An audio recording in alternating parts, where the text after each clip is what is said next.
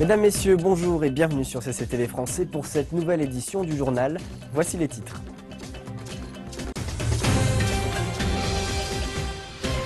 La Chine fait part de son opposition au déploiement du système de missiles THAAD en République de Corée. À Kasserine, ville du centre-ouest de la Tunisie, à la frontière avec l'Algérie, les jeunes choisissent la danse pour ne pas verser dans la délinquance. Beijing confirme un deuxième cas de virus Zika sur son territoire, virus dont l'épidémie s'étend en Amérique du Sud.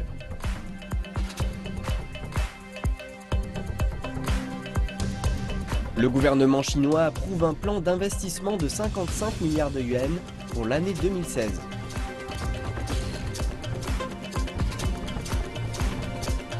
En Chine, les transports ferroviaires et aériens sont toujours sous pression, avec le retour des travailleurs migrants dans les grandes villes.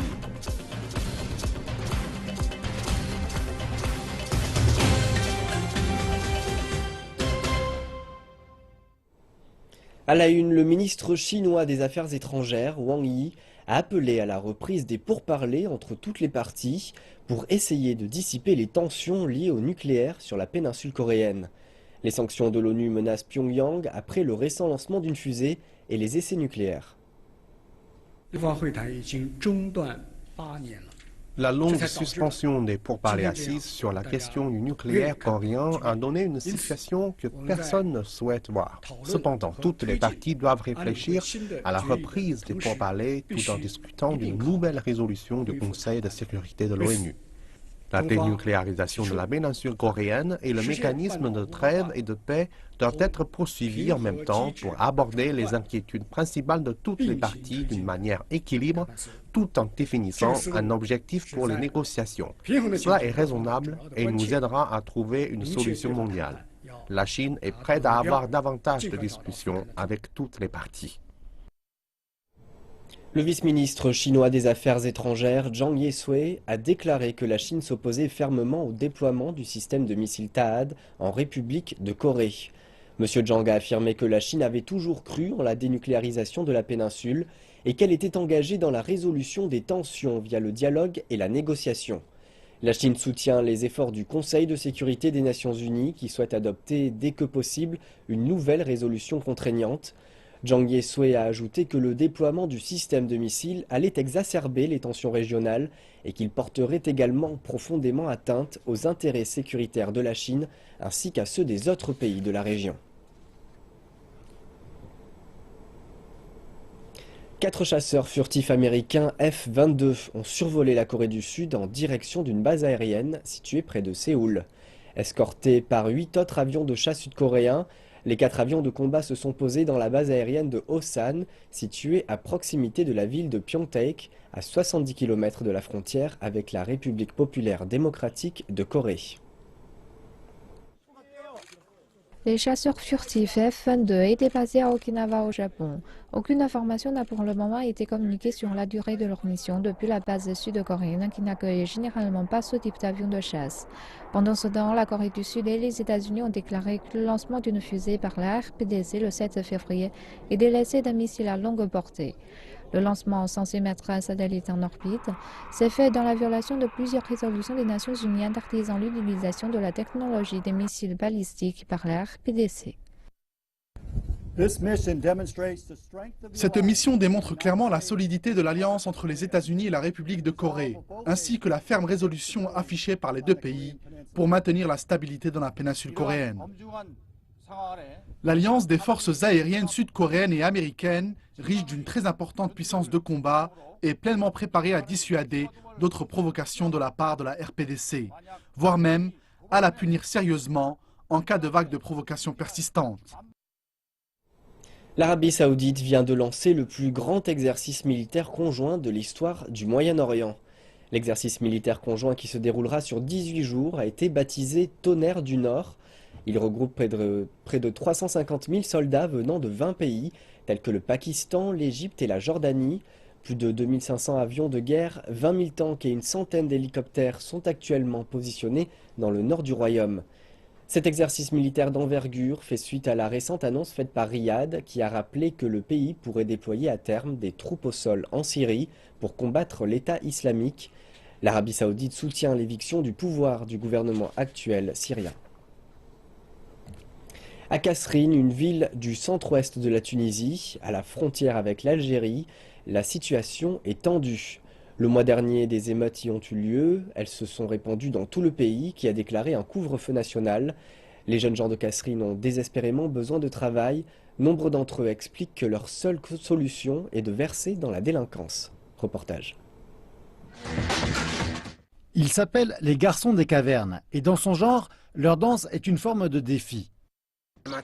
Nous ne sommes pas d'accord avec la façon dont les choses vont, l'expansion de la violence et du terrorisme dans notre région, et nous voulons nous exprimer à travers les arts, le théâtre et la danse. La montagne Chambi offre un décor dramatique au spectacle, mais sa beauté dissimule son influence obscure. Chambi est le refuge de dizaines de djihadistes, dont plusieurs ont été recrutés à Kasserine. La région tout entière a été déclarée zone militarisée depuis 2012. Cela n'a pas dissuadé des jeunes gens de partir dans la montagne pour en redescendre en tant que combattants rebelles prêts à tuer.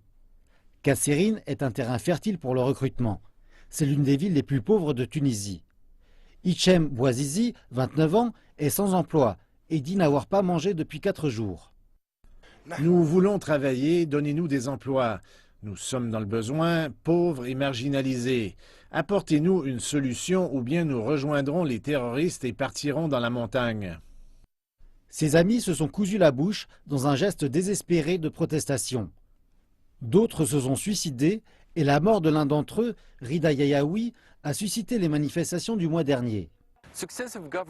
Les gouvernements successifs ont promis des emplois et des investissements dans les régions les plus pauvres, telles que Kasserine, mais ils ont échoué à relancer l'économie locale. Entre-temps, les jeunes gens d'ici sont confrontés à un dilemme. Soit rester sans emploi et essayer de rejoindre illégalement l'Europe, soit rejoindre les groupes armés qui campent dans les montagnes avoisinantes. Donc, la présence des garçons des cavernes semble incongrue ici, à s'adonner au breakdance sur la montagne. Mais ils disent que cela leur offre un peu d'espoir, ce qui est une denrée rare parmi leurs amis. Le chef de la Commission européenne, Jean-Claude Juncker, a exprimé son opposition au Brexit, et cela alors que le Premier ministre britannique, David Cameron, a entamé la dernière phase des négociations pour garder son pays dans l'Union européenne avant un sommet clé. Jean-Claude Juncker a déclaré qu'il refusait d'envisager l'idée que la Grande-Bretagne quitte le bloc, déclarant que le Brexit n'était pas une option.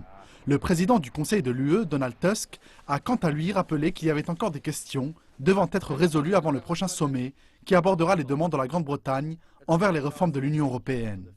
Donald Tusk a par ailleurs ajouté que des solutions devaient être trouvées aux questions comme les changements du traité de l'Union européenne et le mécanisme de protection sur l'accès aux avantages.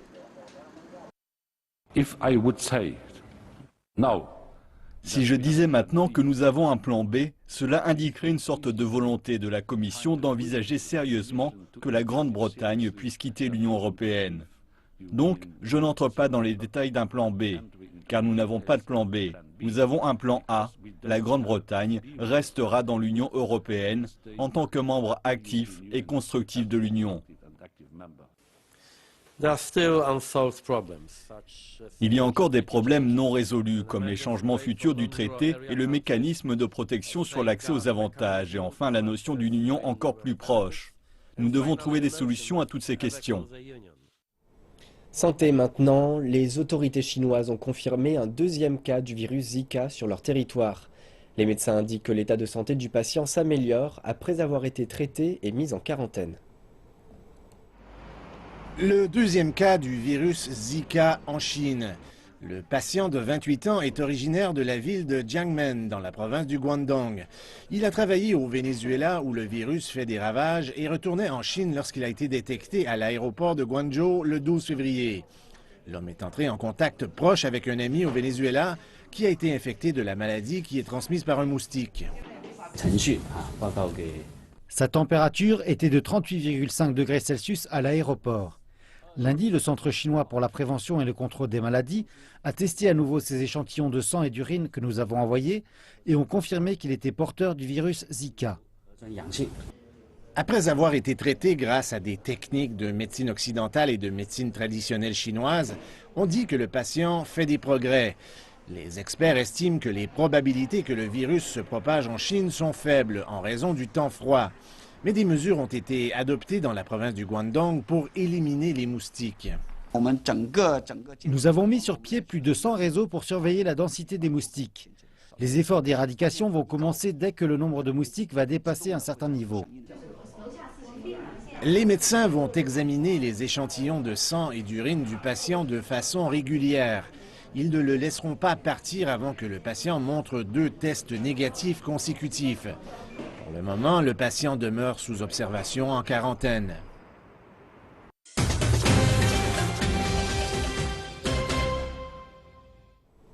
Un peu d'économie maintenant. La Commission nationale pour le développement et la réforme a déclaré mercredi que le gouvernement central chinois avait approuvé 55 milliards de yuans d'investissement pour cette année. Afin de conforter la croissance dans le pays, les planificateurs de haut rang ont rappelé que la priorité serait toujours donnée aux investissements dans les infrastructures et aux politiques en faveur de la stabilité du marché de l'emploi. Les investissements restent l'un des principaux moteurs de la croissance économique chinoise et le gouvernement central a encore augmenté les dépenses publiques au cours des dernières années. Plus de 5 000 milliards de yuans d'investissement ont été enregistrés à la fin de l'année dernière et une tranche supplémentaire de 55 milliards de yuans vient d'être approuvée en janvier dernier, selon les informations données par la Commission nationale pour le développement et les réformes.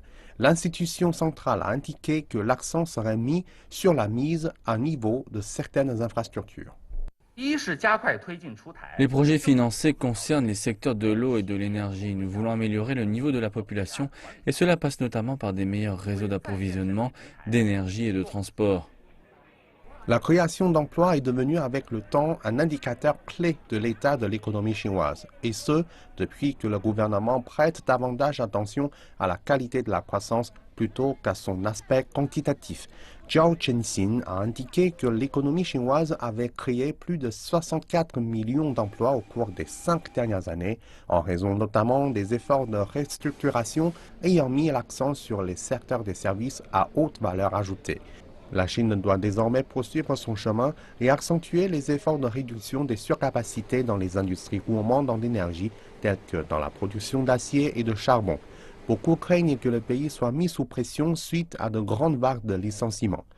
Le porte-parole de la CNDR a rappelé qu'il n'y avait pas de raison pour s'inquiéter car les fondamentaux de l'économie chinoise restent solides et que de nouveaux moteurs de croissance sont en train d'émerger. Les fondamentaux de l'économie chinoise sont bons. La campagne actuelle visant à encourager le secteur privé porte progressivement ses fruits. Le gouvernement chinois s'est fermement engagé à poursuivre son soutien aux industries gourmandes en énergie dans leurs efforts de rééquilibrage de leurs effectifs. En tant qu'organe de planification économique de haut rang, les Chinois suivent avec grand intérêt les contours tracés par la CNDR s'agissant de la stratégie de croissance pour les 5 prochaines années. Zhao Chenxin a rappelé que la première version de la proposition avait déjà été revisée par la Commission économique et financière de l'Assemblée nationale populaire le mois dernier et sera soumise en priorité lors de la prochaine session plénière. Le ministère chinois du Commerce a fait savoir que les investissements à l'étranger de la Chine avaient connu une forte hausse au mois de janvier. Le ministère a déclaré que l'investissement direct non financier à l'étranger avait augmenté de 18,2% par rapport à l'année précédente à 12,02 milliards de dollars dans le mois. C'est presque 3 fois la croissance enregistrée le mois précédent. L'investissement dans le secteur manufacturier a connu près de 90% de progression au cours du premier mois de cette année. Les secteurs clés sont l'équipement électronique, la médecine, les produits métalliques et l'industrie automobile. Janvier a aussi vu une progression des investissements directs vers les États-Unis de près de 4 fois supérieure à l'année précédente à 1,56 milliard de yuan. Et compte tenu des actuels projets de fusion et acquisition, le ministère s'attend à un fort élan dans la poursuite de cette tendance durant l'année en cours. Les projets d'investissement majeurs aideront à améliorer les capacités opérationnelles des entreprises chinoises ainsi que les allocations de ressources globales. Le bon départ marque un pas plus solide pour que les entreprises chinoises aillent à l'international. Le commerce électronique transfrontalier pourrait devenir l'un des moteurs du commerce extérieur chinois. Les habitants de Shenzhen ont su profiter du système pour acquérir des produits importés durant la fête du printemps. Le shopping transfrontalier est devenu à la mode dans la zone de Tianhai à Shenzhen. Les touristes viennent ici pour sélectionner leurs produits parmi des milliers de biens achetés en ligne. Nous avons acheté du vin directement de la cave et les prix sont bas. C'est même moins cher qu'à Hong Kong. Acheter des produits directement à la sortie de l'usine permet de maintenir les prix bas. Acheter en ligne est toujours une bonne option. Les prix sont jusqu'à 25% moins chers que dans les boutiques grâce à une politique de taxation favorable. Beaucoup d'habitants en tirent avantage. Je suis venue ici spécialement pour acheter des produits importés, des choses à manger, des choses à utiliser. Et c'est pratique pour moi. Plus d'1 million de yuan de produits ont été importés via Tianhai l'an dernier. Les experts disent que la hausse du volume commercial pourrait aider au développement d'une chaîne industrielle. Nous pourrions rassembler toutes les activités ici à Tianhai, comme les expos, les capitalisations, la logistique, etc. De cette façon, nous pourrions former un écosystème complet. La Chine espère utiliser le commerce électronique transfrontalier pour maintenir la croissance de son commerce extérieur. Des programmes pilotes ont été lancés à Shanghai et Hangzhou. En même temps, différents programmes gouvernementaux travaillent à échanger les informations pour améliorer leur efficacité opérationnelle. 3 jours après la fin de la fête du printemps, un nombre important de travailleurs migrants chinois revient dans les grandes villes. Aujourd'hui, Beijing va voir passer quelques 260 000 passagers, avec plus d'arrivées que de départs. Des vols supplémentaires ont été ajoutés dans les villes touristiques importantes pour les destinations comme Guangzhou et Shenzhen. Mardi, le réseau ferroviaire chinois a transporté quelques 9,5 millions de passagers. Plus de 850 trains supplémentaires ont été ajoutés pour répondre à la demande. Durant les jours à venir, les responsables s'attendent à ce que le nombre de passagers chute. Il sera donc beaucoup plus facile d'acheter des billets de train. Les touristes chinois sont connus pour leur capacité à dépenser lorsqu'ils sont à l'étranger, mais les choses sont en train de changer. Ce n'est pas leur pouvoir d'achat qui évolue, mais plutôt le type de produit qui les intéresse. Reportage à Paris. On les appelle souvent les porte-monnaies ambulants. Les touristes chinois envahissent les centres commerciaux en France armés de cartes de crédit et d'argent comptant. Les autorités françaises estiment que 2 millions de touristes chinois ont visité la France en 2015, une augmentation de plusieurs milliers de personnes. Et en moyenne, chaque touriste chinois dépense plus de 5 000 € en France. 47% de leurs dépenses sont consacrées au shopping. C'est pour cette raison que les centres commerciaux français dans les centres-villes et en banlieue adorent les touristes chinois. Les Galeries Lafayette ont fait 50% de notre chiffre d'affaires avec la clientèle française et 50% avec la clientèle touristique. Et qu'au sein de la clientèle touristique, la clientèle chinoise est notre première clientèle étrangère. Nous avons reçu l'année dernière beaucoup de clients chinois et notre chiffre d'affaires a augmenté de 40%. Notre première nationalité en termes de chiffre d'affaires détaxé est la Chine.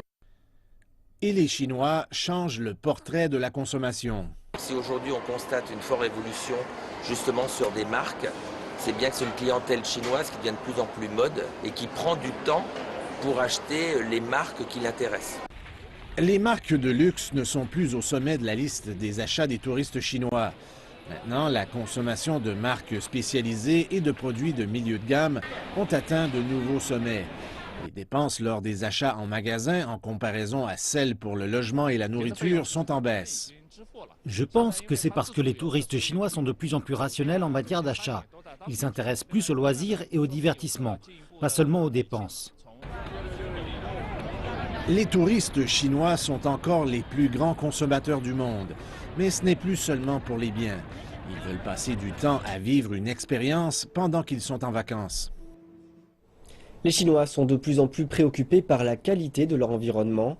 C'est particulièrement vrai en mer de Chine méridionale où une série de mesures innovatrices ont été implantées pour protéger les récifs coralliens entourant l'île de Jiaoshu.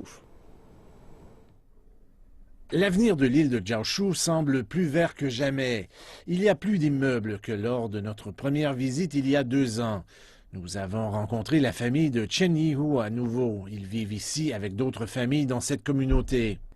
Je suis très fière de vivre à Jiaoshu et je suis très satisfaite de l'amélioration des conditions de vie ici. Nous pouvons nous fier là-dessus et on se sent chez nous beaucoup plus que par le passé. Beaucoup de choses ont changé en 2 ans. Maintenant, il y a l'électricité, un réseau 4G et l'eau courante. Mais le plus grand changement réside dans le changement de mentalité.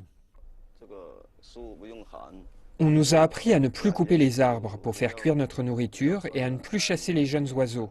On arrête de pêcher en juin pendant 3 mois. Toutes ces mesures visent à protéger les écosystèmes. En 2013, 1 an après l'établissement de Sansha, nous sommes venus à Jiaoshu. Chen Yihu et son fils Chen Siyu allaient à la pêche chaque jour. Ils avaient déjà vu le nombre d'escargots et de poissons baisser dans les eaux côtières. C'était la même année que Sansha a instauré une nouvelle réglementation pour interdire la pêche illégale. Un programme de protection pour les récifs de corail a aussi été mis en place. Le plus grand souhait de Wang Linhua était alors que la mer puisse continuer à fournir ses trésors aux pêcheurs. Aujourd'hui, elle nous a dit qu'elle pêche et fait de la sylviculture. C'est non seulement pour obtenir un revenu supplémentaire, mais c'est aussi pour assurer le mode de vie des générations futures dans l'île. Jiaoshu s'ouvre au monde extérieur, mais comment garder son charme unique, c'est une question qui demeure entière. Les changements climatiques, la surpêche et le développement économique ont mis à mal les récifs de corail en mer de Chine méridionale.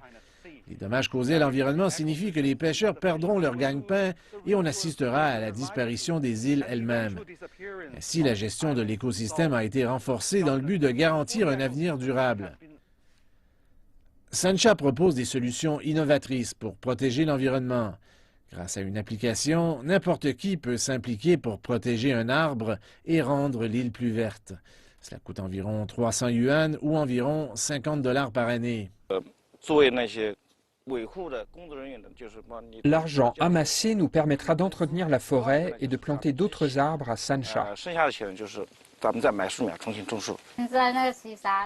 Nous espérons que Sansha va s'embellir et notre fils va donc pouvoir revenir sur l'île de Jiaoshu.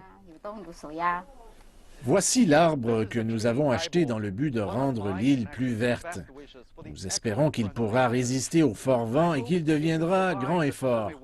Ça me permet d'avoir une connexion directe avec l'île et me donne une bonne raison de revenir à Sansha. Et c'est la fin de ce journal. Merci pour votre attention et bonne suite de programmes sur CCTV Français.